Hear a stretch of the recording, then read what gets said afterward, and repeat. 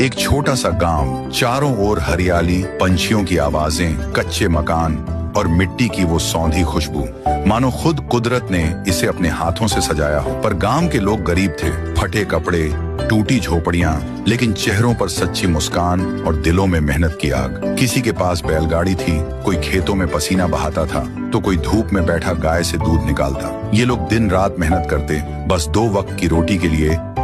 इसी गांव में था चिंटू, सीधा सादा मेहनती लड़का।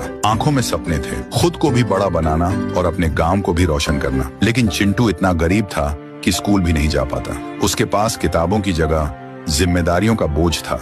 उसके पिता शराब पीते थे, चिंटू की आंखों में आंसू आते थे जब पिता गाली देकर सो जाते। घर चलाने की जिम्मेदारी चिंटू पर थी। वो खेतों से चोरी छुपे फूल तोड़ता है और फूल को टोकरी में डाल के फिर सड़क किनारे फूल रख के बेचने लगता है। लेकिन किसी ने कुछ खरीदा नहीं, सब आगे निकल जाते।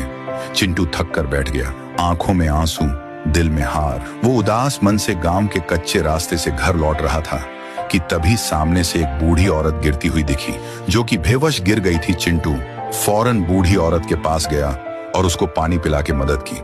बूढ़ी होश में आ गए और उसने चिंटू को बोली, बेटा तू नेक है, ये लो, ये है जादुई चक्की।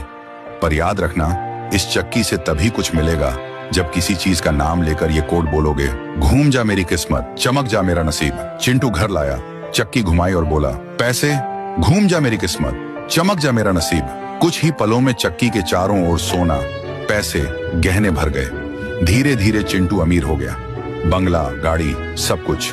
लेकिन दिल वैसा ही रहा। उसने गांव को भी बदला, स्कूल बनवाया, सबकी मदद की। पर एक आदमी उसकी तरक्की से जल गया।